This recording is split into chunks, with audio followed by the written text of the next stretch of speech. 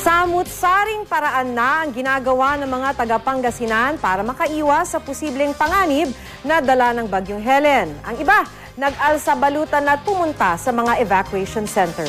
Makibalita tayo live kay Joan Ponsoy ng GMA Dagupan. Joan? Maki, naka-red alert status na nga ang Pangasinan Provincial Disaster Risk Reduction Management Council dahil sa Bagyong Helen. 17 bayan ngayon ang binabantayan ng mga otoridad. Kagabi pa lang nagsimula ng magsilika sa mga residente ng Barangay Palamis at Pugos, Alaminos, Pangasinan. Pinangangambahan kasing umapaw ang ilog sa kanilang lugar dahil sa malakas na pag-ulan. Yung mga tembig lang tumaas. So naalarm kami. So itong mga evacuees na to, mayroon ng preemptive, so alam na nila yung protocols. So ang dyan, automatic na yan, napupunta na sa school. At the same time, yung teacher, binubukas na rin itong palalan. Sa ngayon, tinatayang nasa 50 pamilya na ang nananatili sa 2 evacuation center. Kasi sir, malaki na kasi yung tubig. Kaya ang dami ng bata, kaya lumikas kami na ayaw mi yung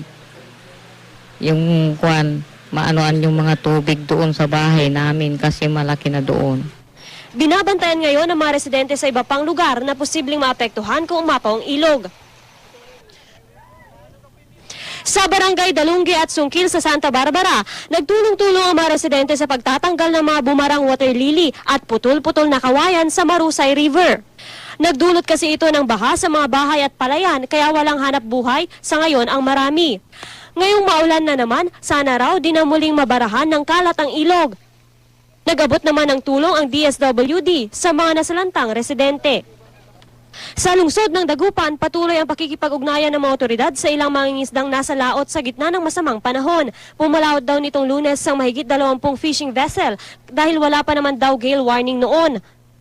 Wala namang nagwa-warning na may bagyo. Kahapon naglabas ng gale warning ang Pag-asa dahil sa lalong pagsama ng panahon. Tansya ng lokal na pamahalaan, bukas na umaga pa makakabalik ng Pampang mga naglayag na mangingisda. Ayon sa PDRMC, nasa 61 pamilyang nasa evacuation center ng Alaminos City at Calasiao. Dito naman sa Dagupan City, nararanasan ng malawakang pagbaha dahil na rin sa pag-ulan at high tide. Nananatili namang bukas ang 2 gate ng San Roque Dam at ilang kakalsadahan na rin dito sa Pangasinan ang isinara sa mga motorista dahil sa pagbaha. Maki? Maraming salamat sa iyo, Joan Ponsoy, live mula sa Dagupan City.